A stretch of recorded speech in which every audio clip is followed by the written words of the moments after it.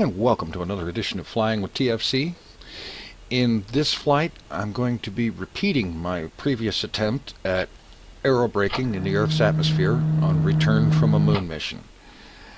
This mission is going to start out at about just a little under an hour away from periapsis, the lowest point of the orbit, which is at 70 kilometers altitude. The high point of the orbit is at 383,000 kilometers, and my objective here is to use aerobraking in the Earth's atmosphere to slow down enough to achieve a 200 kilometer orbit. Now, I originally tried recording this with my voiceover active at the time, and I found that I had some problems with that, so I'm recording my commentary after the fact, and I'll be cutting in and out when appropriate. And now I'll be getting down to the start of the mission.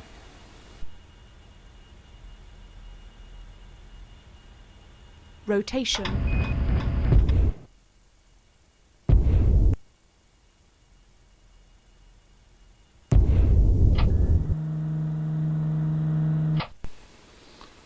Alright, at this point, having satisfied myself that everything is ready and so on, I go ahead and start using time compression to move forward to the point in time where I'm at about 250 to 200 kilometers away from the Earth and begin to get into position for my aerobraking. And for this, I'll be flying inverted so that I can use the ship's aerodynamic shape as a way to get some negative lift that will actually push me closer to the planet and help keep me from being flung back out into space. Also, in the upper left corner, I will be having a picture-in-picture of the external camera view so that you can see what's going on from outside the ship as well. I determined that this would be a whole lot better than flipping back and forth to the external view during the flight because, frankly, during the flight I need the instrumentation and I really can't be looking outside. At this point I am retracting the radiator, which is a device that radiates excess heat from the ship's internal cooling system, and I will also in a moment be deploying the air brake, which is a couple of flaps on the rear of the ship that deploy to present a higher drag profile and slow the ship down faster.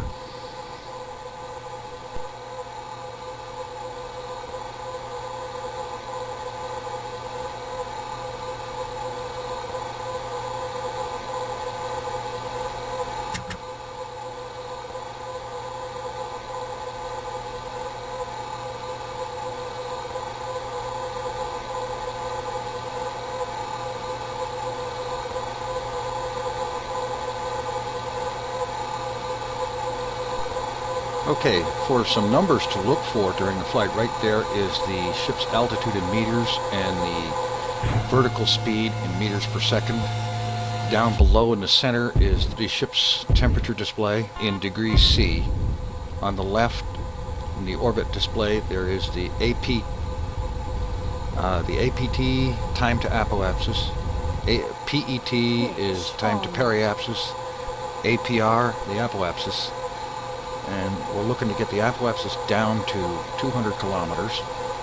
In the upper left-hand corner, just above the picture-in-picture, there is the ship's current velocity, 10.75 kilometers per second. On the right-hand side, in the white display, you can see velocity indicated there in miles per hour and by Mach number.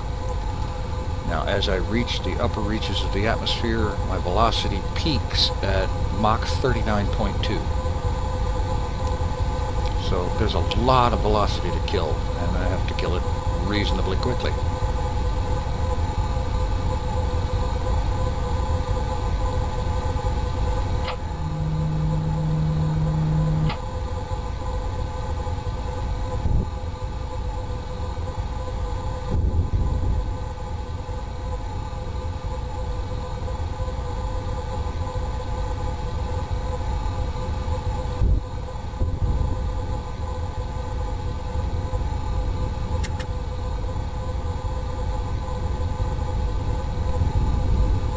But at this point, the main thing that I'm paying attention to, well, two things, is in the center of the heads-up display, there is the ship's vertical speed in meters per second.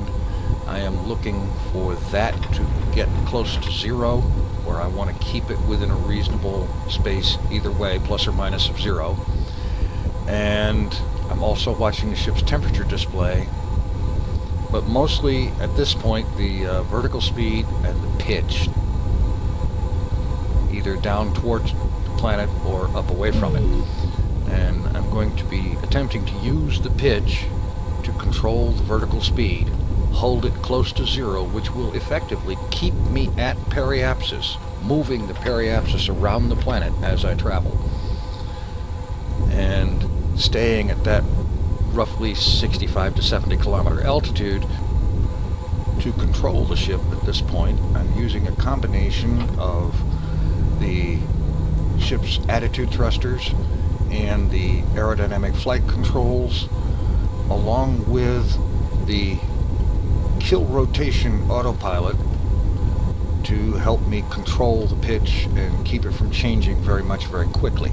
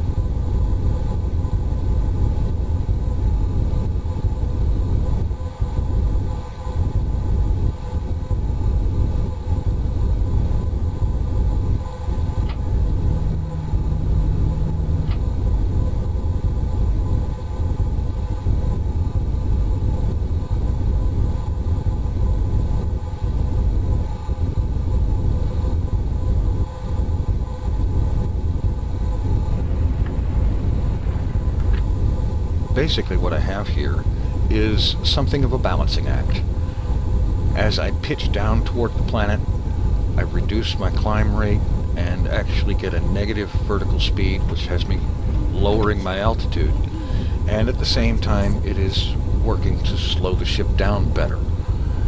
It also causes the ship to heat up, and in a little while you'll see some spectacular looking effect of the ship heating up. And then as I pitch up, I begin to, well, my vertical speed goes closer to zero, and as it goes positive, I gain altitude and the ship cools off, although I don't get as much braking that way. The balancing act in this is to keep the vertical speed close to zero, whether it's positive or negative. As long as it doesn't go too far away from zero, I will maintain control. If I let it go too far negative, I will start losing altitude very fast, and I will be gaining a lot of heat really quickly, and the ship will then overheat and result in a hull breach, which at these velocities is instantly fatal. And if I let the vertical speed go too far positive, I will go out of control that way and be flung back out into space.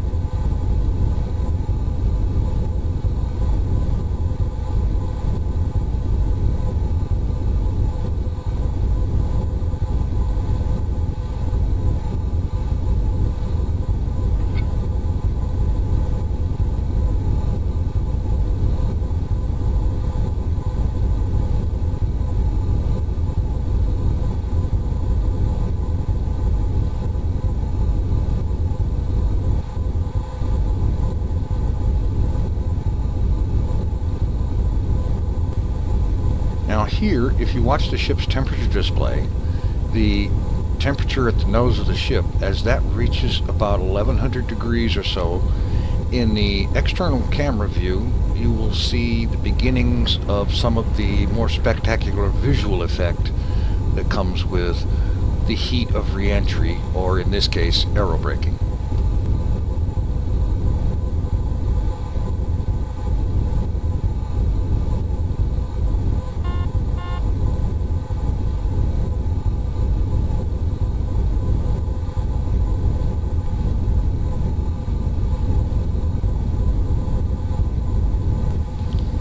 And here you can see the beginnings of this effect, and it's actually not so much the heat of friction of the air moving over the ship so much as it is a pressure wave that builds up in front of the ship because of its hypersonic velocity, and it eventually creates superheated plasma that is basically forming around the ship, in front of it, and trailing off behind. And you will also note that the ship's skin begins to turn red.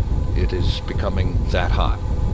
And note the temperature in the temperature displays, those are degrees C, not Fahrenheit.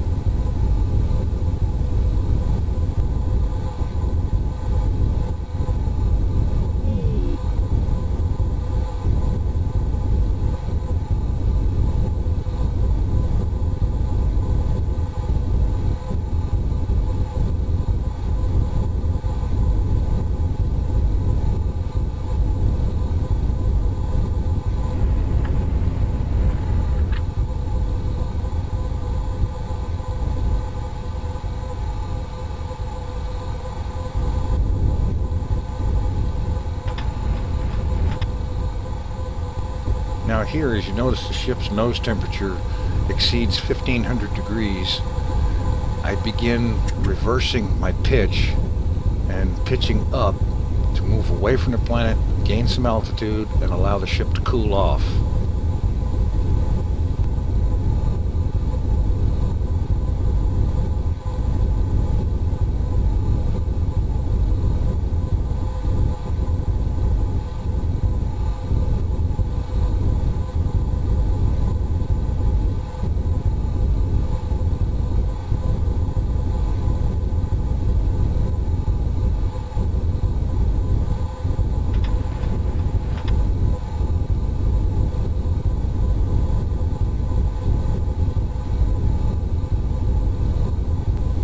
On the orbit display on the left-hand side, you will notice that the green ellipse that represents my orbit around the Earth, which is represented by the gray circle, that's the surface of the Earth, that ellipse has narrowed considerably. My apoapsis has come down quite a bit. The APA number, the APA has come down quite a bit from the 383,000 it started out at. And on that display, the short green line that goes from the center of the gray circle out to where it meets the green ellipse going around, the dot at that point pretty much represents my current position in the orbit. And you'll notice that that low point continues to follow me around the planet.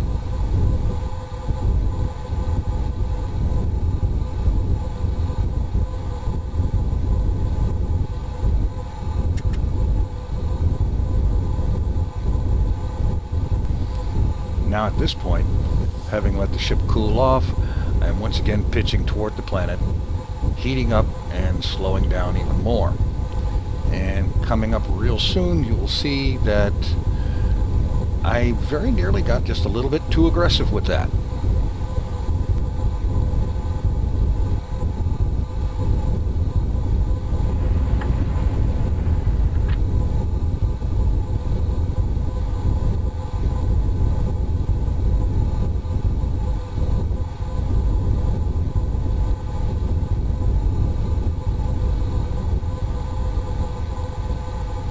Warning, hull temperature.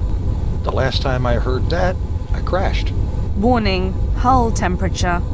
Warning, airframe overheating. Warning, hull temperature. Warning, hull temperature. Warning, hull temperature. Those are definitely words you don't want to hear on a trip like this. Warning, hull temperature. That means the hull temperature is reaching a critical limit, and if I don't move to cool the ship off quickly enough, there will be a hull breach, and that will be the end of it.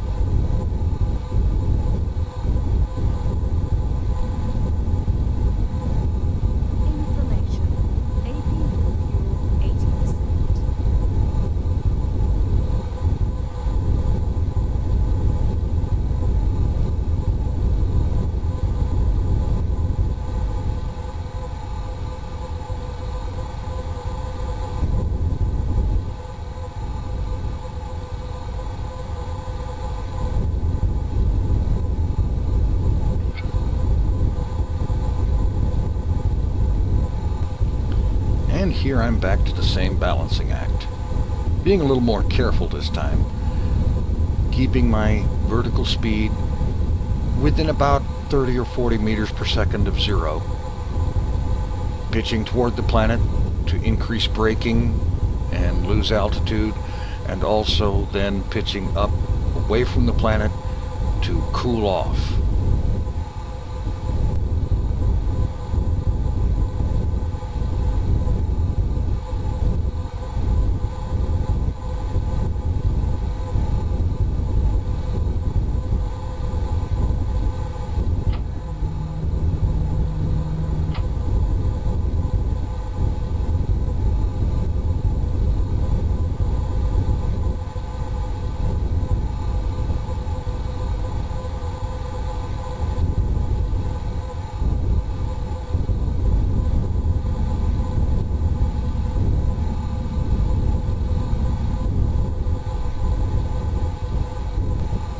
Now at this point, I've lost a considerable amount of velocity. I've slowed from 10.7 kilometers per second down to just under 9 kilometers per second. I still have a lot more to go. I need to get down to around in the neighborhood of 7,500 kilometers per second. 74, 7,500, something like that. And in this time, I have crossed over almost the entire daylight side of the planet, and the day-night terminator is coming up ahead.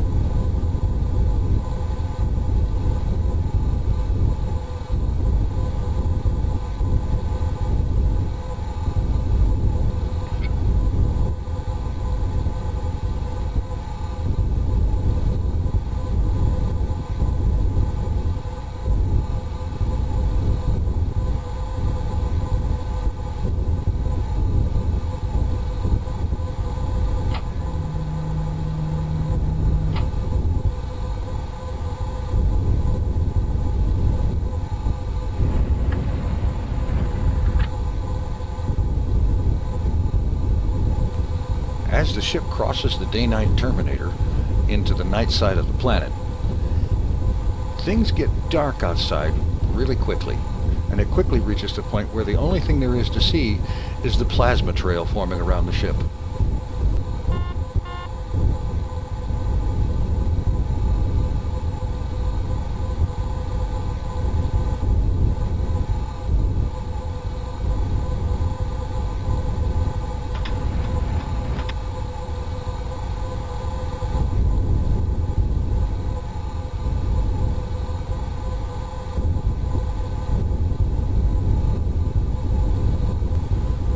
For those that are interested in how I did this recording, I started out recording this flight with XSplit, and then afterwards I found out that the bitrate settings in XSplit were wrong, and the image was, to say the least, blurry and pixelated, really unacceptably low quality. And so what I did was, at the beginning of the flight, I started Orbiter's flight recorder going. And so I played back that recording using Fraps to record that. And that's how I got the main image out here. And for the external camera view, I played back the same recording using the external camera instead of the cockpit camera. And then synchronized both videos in the video editor, shrinking the external view into what you see here. And then, of course, a little bit of after-the-fact post-commentary. I don't particularly care for doing post-commentary, but in this case it was the only way to get it done.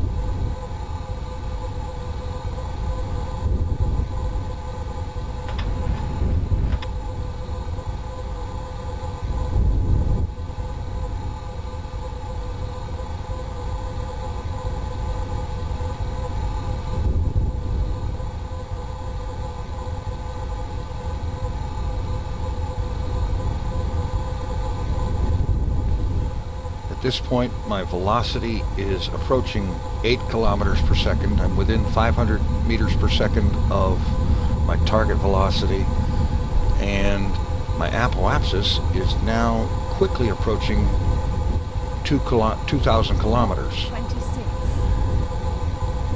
At this point, I'm needing to pay very careful attention as the apoapsis reaches down to 500 kilometers.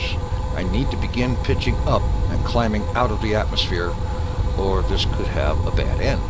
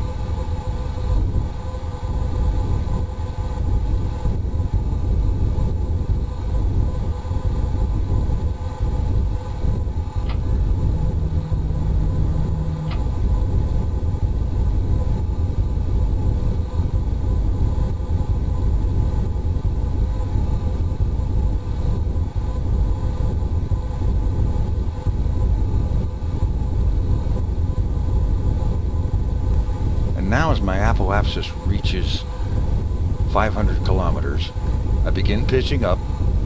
I have achieved most of my goal. I have lost enough velocity for a closed orbit. It's time to pitch up away from the planet and begin climbing quickly. As I do so, my velocity will actually increase a certain amount, the Mach speed at least, until I finally reach a point where I'm in the beginnings of a stable orbit.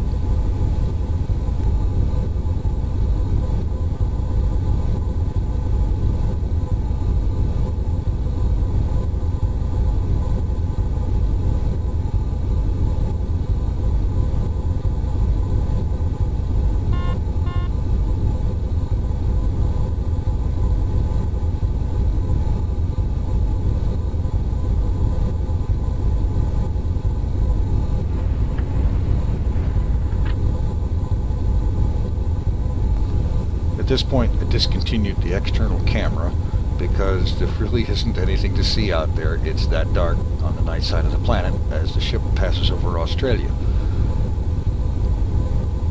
Now what I'm going to be doing is, very soon, as the ship reaches 90 kilometers altitude, I will redeploy the radiator and then turn off the aerodynamic flight controls and turn off the APU because I won't be needing it anymore. Its purpose, by the way, is to provide hydraulic power for things like assorted doors, the deploying and retracting of the radiator, raising and lowering of landing gear, and such like as that. And of course the air brake is also one of the things that uses hydraulic pressure. Once that's all done with, I can turn the APU off, get a little bit of quiet in the cabin, and then turn the ship facing prograde and do a burn at apoapsis to raise my periapsis up, and also to raise my apoapsis to 200 kilometers, and then further to raise the periapsis up to 200 kilometers and achieve the target orbit.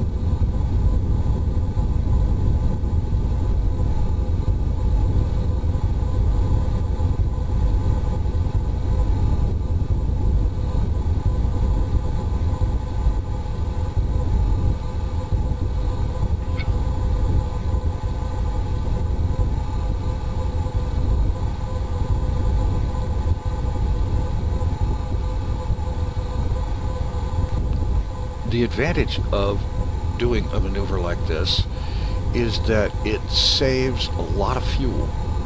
You know, had I done the traditional method of simply turning the ship retrograde and using the main engines to decelerate, I could have done so probably a lot faster, but at a cost of a considerable amount of fuel.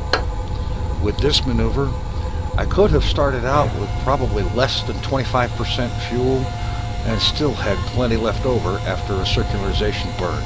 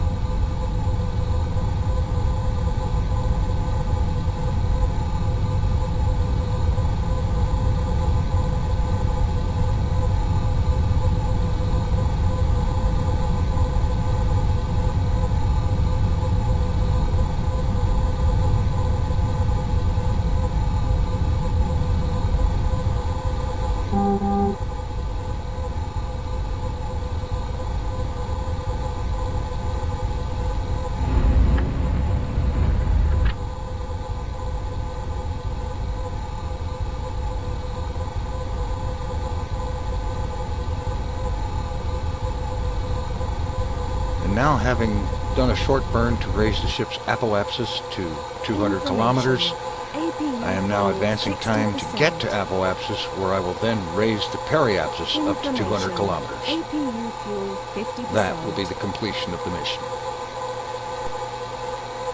Off.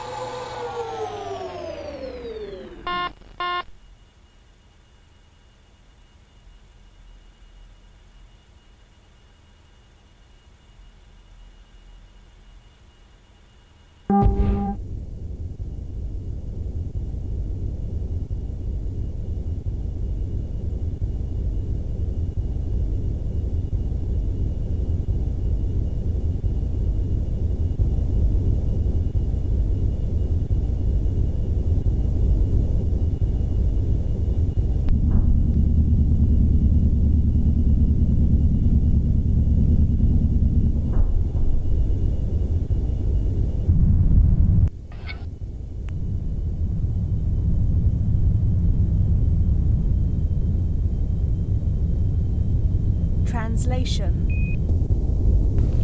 And here's where I noticed just a little bit of a glitch in the orbiter flight recording playback, in that as I switched to using translation thrusters to finish off the orbit and get it the altitudes where I want them, it looks very much like and sounds like the main engines are still running on low thrust, but in fact they're not. So that must be a glitch in the playback. In any event, the mission is accomplished. Aerobraking in the Earth's upper atmosphere, slowing down and achieving a 200-kilometer orbit without using the main engines for braking. That's it for this episode of Flying with TFC. Thanks for watching. Take it easy. I'm out of here.